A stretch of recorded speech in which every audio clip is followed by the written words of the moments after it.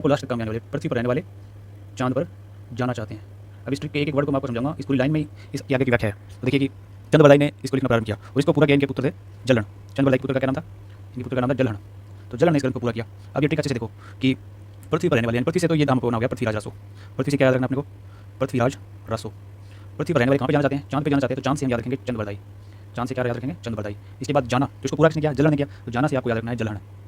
पृथ्वीराज रासो के लेखक हो गए चंद्रबरदाई, इनके पुत्र थे जलहण, इन्होंने क्या किया ग्रंथ को। और मैं अभी बातें करते हैं और जैसे कि आपकी गर्लफ्रेंड हो या आपका बॉयफ्रेंड हो, उससे आप बात कर रहे हो और वो आप बात करना चाहते हो लेकिन वो बात कर नहीं रहे हैं, तो आप क्या पूछोगे उससे कि क्या हुआ जान? तो क्या बोलोगे आप? क्या हुआ जान, ऐसे बोलोगे क्या हुआ जान। तो क्या हुआ जान में कैसे याद रखना, अपनी ट्रिक निकालनी अपने को। तो कि क्या से याद रखोगे आप? कायम खां। कायम खां रासो, जान से जान कभी जान, या जान कभी कभी जान।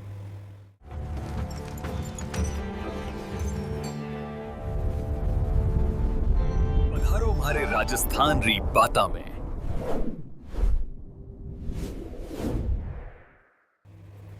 नमस्कार, राम राम, खम्मा घनीसा। स्वागत आप सभी का राजस्थान री बातें के यूट्यूब चैनल पे।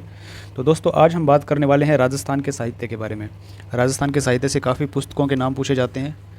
बार बार एग्जाम्स में पूछे जाने वाले क्वेश्चनों में इन साहित्य की पुस्तकों का नाम याद रखना काफ़ी मुश्किल होता है। तो इसका समाधान भी आज हमने निकाला है। सभी साहित्यों की हमने कुछ ट्रिक्स बनाने की कोशिश की है, जिससे कि आपके एग्जाम्स तक आपको ऑप्शन देख के ज़रूर क्वेश्चन आपका सही हो जाएगा कि हमने ये इस प्रकार से पढ़ा था और इसका ये उत्तर होगा। तो इसकी जानकारी तो हम बाद में पढ़ेंगे। सबसे पहले हम बात कर लेते हैं राजस्थान के साहित्य में इसके थोड़े बहुत परिचय के, जिससे भी क्वेश्चन बन जाते हैं। तो सबसे पहला क्वेश्चन यहाँ पे वन लाइनर ये बनता है कि राजस्थान साहित्य का स्वर्ण युग कब माना जाता है। तो राजस्थान के साहित्य का स्वर्ण युग 1650 ईस्वी से लेकर और अपने 1850 ईस्वी तक के मध्य का समय है, वो राजस्थान साहित्य का स्वर्ण युग माना जाता है। ये वो दौर था जब अपने राजस्थान का साहित्य अपनी बुलंदियों पर था। और राजस्थान के साहित्य में रचनाएं की जाती है वो दो शैलियों में की जाती है। तो अगर आपसे ये भी पूछ लिया जाए राजस्थान साहित्य की रचना की शैली पूछ ली जाए तो कितनी शैलियाँ हैं अपने राजस्थान में? दो शैलियाँ। पहली तो है गद्य शैली और दूसरी शैली कौन सी है? दूसरी है पद्य। गद्य में तो गद्यांश, जैसे अपने पेपरों में हिंदी के पोर्शन में आता है ना गद्यांश वाला, गद्यांश को पढ़कर उत्तर देना। वो पद्य वाला क्या होता है? कविता के रूप में होता है। तो ये पद्य क्या है? कविता के फॉर्म में होता है। तो एक गद्य शैली है और एक पद्य शैली। इसके बाद राजस्थान के साहित्य को कितने भागों में बांटा गया, ये भी पूछा जा सकता है। तो राजस्थान के साहित्य को 5 भागों में बांटा गया है। 5 भाग कौन कौन से हैं? एक तो अपने चारण साहित्य, चारण साहित्य है पहला। तो दूसरा पूछ लिया जाए आपसे तो दूसरा है आपके पास जैन साहित्य। राजस्थान के साहित्य के दूसरे भाग को कहते हैं जैन साहित्य। तीसरा भाग राजस्थान के साहित्य का वो है ब्राह्मण साहित्य, तो ब्राह्मण साहित्य। चौथा भाग कौन सा हो जाएगा? तो चौथा भाग हो जाएगा आपका संत साहित्य। और लास्ट 5वां भाग कौन सा हो जाएगा? ये हो जाएगा लोक साहित्य। तो ये अपने राजस्थान के साहित्य के कितने हो गए? 5 भाग हो गए। अब आगे बढ़ते हैं और बात करते हैं राजस्थान के साहित्य का वर्गीकरण किस किस प्रकार से किया गया है, जिसमें अपने पास हम पढ़ते हैं कि ख्यात भी पूछी जाती है, वचनिकाएँ भी पूछी जाती है, वैली भी पूछी जाती है, रासो साहित्य भी पूछा जाता है, फिर प्रकाश भी पूछा जाता है, मर्सिये भी पूछे जा सकते हैं, दावतें और छावली। तो इनका विस्तार से पढ़ते हैं कि ख्यात क्या होती है। ये राजस्थानी भाषा साहित्य की प्रमुख विद्या जिसमें राजवंशों का विस्तृत वर्णन होता है, उसको क्या कहते हैं? ख्यात कहते हैं। तो क्या है इसकी परिभाषा अगर आपसे पूछ ली जाए तो राजस्थानी भाषा में राजस्थानी साहित्य की ये वे रचनाएं होती है जिसमें राजवंशों का वर्णन होता है। तो इनमें क्या होता है? राजवंशों का वर्णन, राजवंशों का विस्तृत वर्णन इसमें आपको देखने को मिलता है। और ये किस रूप में होती है? तो ये गद्य और पद्य दोनों का मिश्रित रूप होता है। तो ख्यात क्या होती है? गद्य और पद्य का मिश्रित रूप होता है। जैसे कि उदाहरण के लिए मैं आपको बताऊँ, मोहनोत नैन सिरी ख्यात, है ना। इसके बाद वचनिका, तो ये क्या होता है? पद्य और गद्य का ये भी मिश्रित रूप होता है। ये भी क्या होता है? गद्य और पद्य का मिश्रित रूप होता है, ये भी वचनिका। इसके बाद वैली, तो आपने सुना होगा वैली किशन रुक्मणेरी। तो ये एक ऐसा ग्रंथ होता है जिसमें राजा की वीरता का उदाहरण, यानी राजा की वीरता और उदारता दोनों का वर्णन होता है। राजा की वीरता और उदारता का वर्णन होता है इसमें। वैली किशन रुक्मणेरी इसका प्रमुख उदाहरण हो सकता है। फिर आगे बात करें राजस्व साहित्य क्या होता है। तो राजस्व होता है इसमें शासक की वीरता और युद्ध के अभियानों का वर्णन होता है। तो इसमें राज शासक की क्या? वीरता और युद्ध अभियानों का वर्णन इसमें होता है। शासक की यानी राजा की वीरता और युद्ध के अभियानों का इसमें वर्णन होता है। और प्रमुख आप उदाहरण देखना चाहो तो पृथ्वीराज रासो इसका एक प्रमुख उदाहरण है, पृथ्वीराज रासो। इसके बाद प्रकाश की बात करें तो किसी व्यक्ति की विशेष उपलब्धियों पर प्रकाश डालने वाले ग्रंथ को क्या कहते हैं? व्यक्ति विशेष की उपलब्धियों पर, व्यक्ति विशेष की क्या करता है? ये उपलब्धियों पर प्रकाश डालने वाला ग्रंथ क्या होता है? वो होता है प्रकाश। आपसे बचपन में क्वेश्चन पूछे जाते थे ना, गांधी जी के जीवन पर एक प्रकाश डालिए, तो उस प्रकार से ये जो ग्रंथ उनके व्यक्ति विशेष की चर्चा करते थे उसको प्रकाश कहते हैं। इसके बाद अगला है मर्सिया। तो ये मर्सिया क्या है? शोक या मृत्यु के बाद लिखे हुआ जाने वाला ग्रंथ होता है, वो मर्सिया होता है। तो ये होते हैं शोक या फिर मृत्यु के पश्चात लिखे जाने वाले ग्रंथ, क्या कहलाते हैं? मर्सिया। किसी यानी कि सीधी सी परिभाषा ये कि किसी व्यक्ति की मृत्यु के बाद जो रचना की गई कविता की, वो मर्सिया कहलाती है। इसके बाद दावतें क्या होती है? अरबी और फारसी भाषा के राजस्थानी दोहों को क्या कहते हैं? दावतें। तो अरबी फारसी भाषा में राजस्थानी दोहे हैं, उनको क्या कहते हैं? दावतें। फिर अगला अपने पास है छावली। तो छावली क्या कहते हैं, किसको कहते हैं? डूंगर जी और जवाहर जी के गीतों को छावली कहा जाता है। डूंगर जी और जवाहर जी के गीतों को क्या कहा जाता है? छावली कहा जाता है। इसके बाद एक और रह जाता है अपने पास विगत, जिसमें इतिहास की जानकारी होती है, वो ग्रंथ क्या कहलाता है? इतिहास की जानकारी देने वाला ग्रंथ क्या कहलाता है? विगत कहलाता है। तो ये अपने ग्रंथों के प्रकार हो गए। सबसे पहले ख्यात, जिसमें राजस्थानी साहित्य में राजवंशों का वर्णन मिलता है। फिर वचनी का, गद्य और पद्य का मिश्रित ग्रंथ होता है। वैली में क्या होता है? वीरता उदारता का वर्णन होता है राजा की। फिर रासों में वीरता और युद्ध का वर्णन होता है, इसमें भी। प्रकाश में किसी व्यक्ति विशेष की उपलब्धियों प्रकाश। मर्सिया क्या होता है? मृत्यु के पश्चात लिखे जाने वाले ग्रंथ। दावतें अपने राजस्थानी भाषा में लिखे गए दोहे, जो अरबी और फारसी भाषा के मिश्रित रूप होते हैं। फिर डूंग जी और जवाहर जी के गीतों को छावली कहा जाता है, और विगत कहा जाता है किसी इतिहास की जानकारी देने वाली रचना को। इसके बाद अपनी राजस्थानी भाषा के दो प्रमुख रूप देखने को आपको मिलते हैं। एक तो अपने पास डिंगल और दूसरा है पिंगल। तो इनके बारे में भी थोड़ी बात कर लेते हैं, क्या होता है डिंगल और क्या होता है पिंगल। तो सबसे पहले हम बात करते हैं डिंगल के बारे में। तो डिंगल सीधी सी बात अपने पश्चिमी राजस्थानी में जो बोली जाती है, पश्चिमी राजस्थानी को भी क्या नाम दे सकते हो आप? डिंगल। तो ये है पश्चिमी राजस्थानी। इसकी उत्पत्ति आपसे पूछ ली जाए, डिंगल की उत्पत्ति कहाँ से हुई है? तो डिंगल की उत्पत्ति मानी जाती है गुर्जरी अपभ्रंश से। तो गुर्जरी अपभ्रंश से इसकी क्या मानी जाती है? उत्पत्ति मानी जाती है। इसके बाद सर्वाधिक साहित्य अपने राजस्थान में इसी भाषा में लिखे गए हैं, तो डिंगल में लिखे गए हैं सर्वाधिक साहित्य। सर्वाधिक साहित्य भी कौन सी भाषा में लिखे गए हैं? डिंगल में। इसके बाद ये मारवाड़ी का मिश्रित रूप है। क्या ये मारवाड़ी का मिश्रित रूप है? अगर कहीं मारवाड़ी ज़्यादा दिखे तो ये समझ लेना कि ये डिंगल है। और इसका सर्वप्रथम प्रयोग पूछ लिया जाए, सर्वप्रथम प्रयोग किसने किया था? तो कुशल लाभ ने किया था। सर्वप्रथम प्रयोग आपसे पूछ लिया जाए तो कुशल लाभ ने किया था। कब किया था ये? 1550 ईस्वी में। और इनके ग्रंथ का क्या नाम था, जिस ग्रंथ में इसका उपयोग किया था? तो इसका ग्रंथ का नाम था पिंगल शिरोमणि। अपने ग्रंथ पिंगल शिरोमणि में कुशल लाभ ने सबसे पहले किसका उपयोग किया था? डिंगल का। और इसके बाद अगर आपको ये याद रखना हो तो डिंगल का वर्णन पिंगल में, इसकी यह ट्रिक्स ऐसे याद रखिए आप, डिंगल का वर्णन पिंगल में। तो ऐसे याद रख सकते हो आपकी डिंगल भाषा का सबसे पहले वर्णन किस में किया गया है?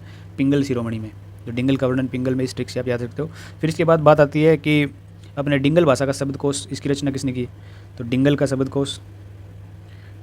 शब्दकोश की रचना किसने की है? तो ये पंडित रामकरण आसोपा ने लिखा है। किसने लिखा है? पंडित रामकरण आसोपा के द्वारा क्या लिखा गया है? तो डिंगल का शब्दकोश लिखा गया, जिसमें मारवाड़ राज्य के साथ साथ राजस्थान के जागीरदारों और सामंतों का इतिहास भी लिखा गया है इसमें। तो इसमें क्या लिखा गया साथ में? मारवाड़ और राजस्थान के शासकों का इतिहास।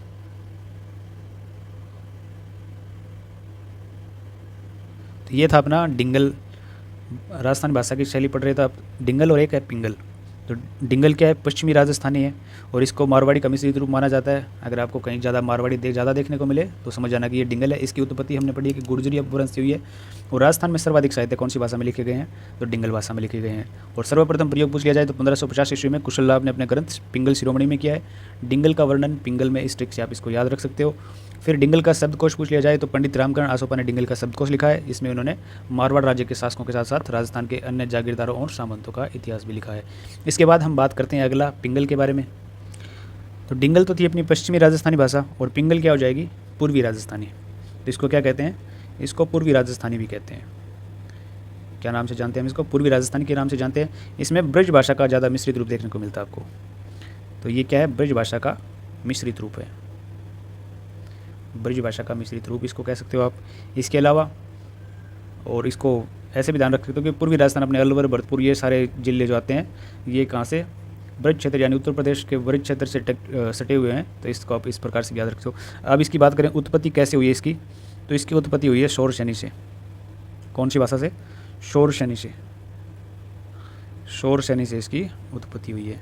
इसके बाद हमने पढ़ा था पीछे कि डिंगल की उत्पत्ति कौन सी भाषा से हुई है? गुर्जरी अपभ्रंश से, और पिंगल की शौर शनि अपभ्रंश से। फिर राजस्थानी शब्दकोश लिखा गया है। तो राजस्थानी शब्दकोश इसकी रचना किसने की आपसे पूछा जाए। पीछे हमने पढ़ा था डिंगल का शब्दकोश किसने लिखा था। तो डिंगल का शब्दकोश किसने लिखा था, एक बार आप जरूर कमेंट करके बताओ किसने लिखा था। पंडित रामकरण आशोपा ने। और अब हम पढ़ रहे हैं राजस्थानी शब्दकोश। ये पिंगल का नहीं, राजस्थानी शब्दकोश है। राजस्थानी शब्दकोश की रचना किसने की है? राजस्थानी शब्दकोश, तो इसकी रचना की है सीताराम लालस ने। सीताराम लालस ने क्या की है? राजस्थानी शब्दकोश की रचना। इसके बाद राजस्थानी भाषा की मशाल, इनको सीताराम लालस जी को क्या उपाधि दी गई है? राजस्थानी भाषा की मशाल। राजस्थानी भाषा की मशाल। और ये कौन से पुस्तक में इनको कहा गया है? तो ये कहा गया है इनसाइक्लोपीडिया ब्रिटेनिका। एनसाइक्लोपीडिया ब्रिटेनिका, ये एक पुस्तक है, इसमें इनको राजस्थानी भाषा की मसाल कहा गया है। तो राजस्थानी भाषा का शब्दकोश किसने लिखा है? सीताराम लालस जी ने लिखा है। और पिंगल की हम बात कर रहे थे तो ये पूरी राजस्थानी है और ये ब्रज भाषा का मिश्रित रूप है। और इसकी उत्पत्ति की बात की हमने शौर शनि से हुई है। फिर हमने बात की कि राजस्थानी शब्दकोश की रचना किसने की? तो सीताराम लालस ने की है। और राजस्थानी भाषा की मशाल इनको कहा जाता है कौन से ग्रंथ के अनुसार? एनसाइक्लोपीडिया ब्रिटेनिका के अनुसार। फिर इसके बाद हम आगे बढ़ते हैं और बात करते हैं, सबसे पहले लेके चलते हैं राजस्थान के साहित्य में रासो साहित्य। और एक एक करके हम सभी रासो साहित्यों को याद करेंगे, ट्रिक्स के माध्यम से समझेंगे कौन से साहित्य में किसके द्वारा लिखा गया है और किस बात का इसमें वर्णन किया गया है। तो राजस्थान के प्रमुख रासो साहित्य, सबसे पहले हम बात करते हैं पृथ्वीराज रासो के बारे में। तो अपने पास सबसे पहला रासो साहित्य है पृथ्वीराज रासो। अब बात करते हैं पृथ्वीराज रासो के लेखक कौन है। तो इसके लेखक है चंद बरदाई। लेखक आपसे पूछ लिया जाए तो कौन है? चंद बरदाई या चंद बरदाई, इसके क्या हैं लेखक। और कैसे याद रख सकते हो आप इसको? तो हमने बात की थी कि हम इनको ट्रिक्स के माध्यम से भी याद रखेंगे। तो ट्रिक क्या होने वाली है अपने पास? तो ट्रिक होने वाली है कि पृथ्वी पर रहने वाले चांद पर जाना चाहते हैं। पृथ्वी पर रहने वाले, ट्रिक्स को अच्छे से याद पढ़ना आप एक बार, क्योंकि ये आपको लास्ट तक काम में आने वाले है। पृथ्वी पर रहने वाले चांद पर जाना चाहते हैं। अब इस ट्रिक के एक एक वर्ड को मैं आपको समझाऊंगा, इस पूरी लाइन में ही इसके आगे की व्याख्या है। तो देखिए कि चंद बरदाई ने इसको लिखना प्रारंभ किया और इसको पूरा किया इनके पुत्र थे जलहण। चंद बरदाई के पुत्र का क्या नाम था? इनके पुत्र का नाम था जलहण। तो जलहण ने इस ग्रंथ को पूरा किया। अब ये ट्रिक अच्छे से देखो कि पृथ्वी पर रहने वाले, यानी पृथ्वी से तो ये नाम अपना हो गया पृथ्वीराज रासो। पृथ्वी से क्या याद रखना अपने को? पृथ्वीराज रासो। पृथ्वी पर रहने वाले कहाँ पे जाना चाहते हैं? चांद पे जाना चाहते हैं। तो चांद से हम याद रखेंगे चंद बरदाई। चांद से क्या याद रखेंगे? चंद बरदाई। इसके बाद जाना, तो इसको पूरा किसने किया? जलहण ने किया। तो जाना से आपको याद रखना है जलहण। तो पृथ्वीराज रासो के लेखक हो गए चंद बरदाई, इनके पुत्र थे जलहण। इन्होंने क्या किया? इस ग्रंथ को पूरा किया। तो ये अपनी आसान सी ट्रिक है, पृथ्वी पर रहने वाले चांद पर जाना चाहते हैं। अब इस ग्रंथ की शैली पूछ ली जाए, सबसे पहले चंद बरदाई के बारे में पूछ लिया जाए कि इनका जन्म कहाँ पे हुआ था, ये भी पूछा जा सकता है। तो इनका जन्म हुआ था लाहौर में, वर्तमान में जो पाकिस्तान में आता है लाहौर, वहाँ पे इनका जन्म हुआ था। और ग्रंथ का हमने पढ़ लिया कि इनके पुत्र थे, जलहण ने पूरा किया है। अब इस ग्रंथ की भाषा पूछ ली जाए, कौन सी भाषा में लिखा गया है, भाषा शैली पूछ ली जाए इस ग्रंथ की, तो पिंगल और डिंगल दोनों शैलियों में लिखा गया है। तो ये पिंगल और डिंगल दोनों भाषा शैलियों में लिखा गया है। पहला हिंदी महाकाव्य है, इसको राजस्थान का पहला हिंदी महाकाव्य कहलाता है ये। इसको क्या संज्ञा दी गई है? पहला हिंदी महाकाव्य। पहला हिंदी महाकाव्य भी इसको कहा जाता है। इसमें सर्ग और छंद पूछ लिए जाएँ आपसे, ये भी पूछ लेते हैं कभी, अगर एग्जामिनर को आपको अटकाना हो तो इसमें पूछ लिए जाते हैं कि इसमें कितने सर्ग हैं कितने छंद हैं। तो इसमें 69 सर्ग हैं और छंद पूछ लिया जाए तो 1,00,000 छंद है। और जानकारी किसकी मिलती है? तो इसमें सामाजिक और आर्थिक स्थिति की जानकारी मिलती है उस समय की। तो उस समय की सामाजिक और आर्थिक स्थिति की जानकारी मिलती है। तो ये हो गया अपना ग्रंथ कौन सा? पृथ्वीराज रासो। इसके लेखक हमने पढ़ लिए चंद्रबरदाई। पृथ्वी पर रहने वाले चांद पर जाना चाहते हैं, तो इस ट्रिक से आप याद रख सकते हो कि पृथ्वीराज रासो के लेखक है चंद्रबरदाई। और जाना से याद रखोगे आप कि जलहण ने इस ग्रंथ को क्या किया था, कंप्लीट किया था। इसके बाद बढ़ते हैं अपने अगले रासो साहित्य की तरफ। अगला रासो साहित्य है आपके पास बिसल देव रासो। तो बिसल देव रासो के लेखक कौन है? इसके लेखक हैं नरपति नालय। कौन है इसके लेखक?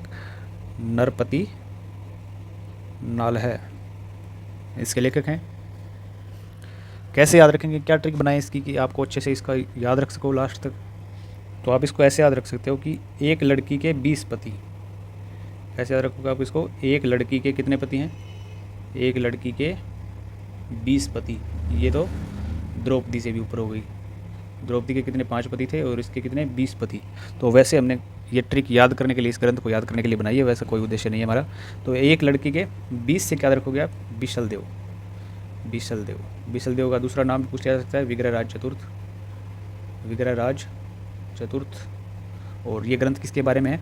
तो ये विग्रहराज चतुर्थ चौहान शासक हुए हैं, और इनके और मालवा के राजा थे एक भोज परमार, उनकी पुत्री थी राजमती। तो राजमती कहाँ की पुत्री थी ये? भोज परमार की, मालवा की शासक थे भोज परमार, उनकी पुत्री राजमती के, इन दोनों की ये प्रेम कहानी है इसमें। तो हमारी ट्रिक थी कि एक लड़की के 20 पति, तो पति से क्या रखना है आपको? नरपति नालय। नरपति नालय इसके क्या है? लेखक हैं। तो ये हो गया अपना बिसल देव रासो, नरपति नालय इसके लेखक हैं। एक लड़की के 20 पति से आपको इसको याद रखना है। तो बढ़ते हैं अगले रासो साहित्य की तरफ। तो अगला खुमाण रासो, इसके लेखक कौन है? इसके लेखक हैं दलपत विजय। कौन है इसके लेखक? दलपत विजय। अब अपने पास क्या ट्रिक होने वाली है इसको याद रखने की? तो इसको आप ऐसे याद रख सकते हो कि खुमार छाया है दिल लगाने का। कैसा खुमार छाया है? खुमार है कैसा? दिल लगाने का। आजकल यही चल रहा है, अभी दिल लगाने का खुमार चढ़ा है सब पे। तो इसको आप ऐसे याद रखते हो, दिल लगाने का खुमार है। खुमार से आप याद रख सकते हो क्या? खुमाण रसो। खुमाण रसो। और दिल से को रिलेट कर दो दलपत से, तो दलपत विजय के द्वारा ये लिखा गया है। क्यों लिखा गया, किस लिए लिखा गया, क्या जानकारी मिलती है इससे? तो ये हल्दी घाटी के युद्ध के समय महाराणा प्रताप और उनके भाई थे शक्ति सिंह, इनके मिलन का वर्णन है इसमें। शक्ति सिंह इनके चचेरे भाई थे महाराणा प्रताप के, यानी जुंजार सिंह के पुत्र थे ये। तो इसमें क्या वर्णन मिलता है आपको? महाराणा प्रताप और शक्ति सिंह के मिलन का वर्णन।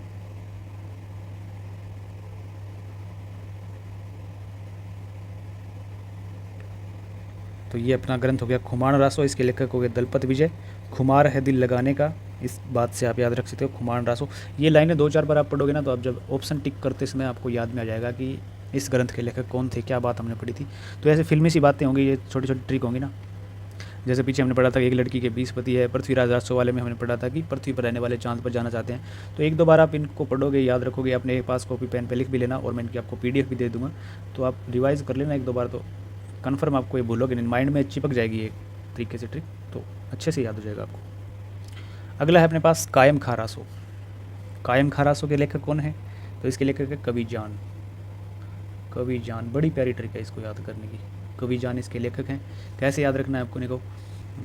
तो देखो, आज के दौर में सभी बातें करते हैं, और जैसे कि आपकी गर्लफ्रेंड हो या आपका बॉयफ्रेंड हो, उससे आप बात कर रहे हो, और वो आप बात करना चाहते हो लेकिन वो बात कर नहीं रहे हैं, तो आप क्या पूछोगे उससे कि क्या हुआ जान? तो क्या बोलोगे आप? क्या हुआ जान, ऐसे बोलोगे, क्या हुआ जान। तो क्या हुआ जान में कैसे याद रखना, अपनी ट्रिक निकालनी है अपने को। तो कि क्या से याद रखोगे आप? कायम खां। कायम खां रासो, जान से जान, कवि जान, या जान कवि, कवि जान। तो क्या हुआ जान से आपको याद रखना है कि क्या हुआ जान, कायम खां रासो के लेखक हैं कवि जान। तो क्या जानकारी देता है ये अपने को? तो चौहानों को वत्स गोत्रीय ब्राह्मण बताया गया है, वो भी इसके अनुसार अपने को जानकारी मिलती है। और बिजोलिया शिलालेख में भी चौहानों को वत्स गोत्रीय ब्राह्मण बताया गया था, और ये एक ग्रंथ है अपना कायम खां रासो, तो ये भी चौहानों को वत्स गोत्रीय ब्राह्मण बताता है। फिर इसके अलावा दिल्ली के जो फिरोज शाह तुगलक थे, उसने करमचंद को मुसलमान बनाया था, यानी कायम खां ने मुसलमान बनाया था उन्होंने, तो इसकी जानकारी भी इससे मिलती है। तो इससे क्या क्या जानकारी मिलती है अपने को? एक तो चौहानों के बारे में जानकारी मिलती है कि ये क्या थे, वत्स गोत्रीय ब्राह्मण, और एक करमचंद को मुसलमान बनने की जानकारी। करमचंद को कायम खानी मुसलमान। और किसने बनाया था ये? तो ये दिल्ली के सुल्तान थे फिरोज शाह तुगलक। फिरोज शाह तुगलक के इसमें ये कायम खानी मुसलमान बन गए थे। तो इस तरीके से आपको याद रखना है अपने को। तो बस कायम खा रासो का ये ज़्यादा याद रखना है कि सीधा सा पूछ लिया जाए क्वेश्चन कि कायम खा रासो के लेखक कौन है, तो ये कौन है अपने पास? कवि जान। क्या हुआ जान? कवि जान। अब अगला अपने पास है प्रताप रासो। प्रताप रासो के लेखक कौन है? जगजीवन भट्ट। जगजीवन भट्ट। कैसे याद रखोगे? तो देखो आप दोस्तों, प्रताप का जीवन कैसा रहा था। जब आप प्रताप के इतिहास के बारे में पढ़ता हो तो इनका जीवन कैसा रहा था? बहुत ही मुश्किल, बहुत ही कठिनाइयों से भरा हुआ रहा था। तो प्रताप का जीवन कैसा रहा था, ऐसा ऐसे याद रखेंगे हम इनको कि प्रताप का जीवन कठिनाइयों से भरा हुआ था।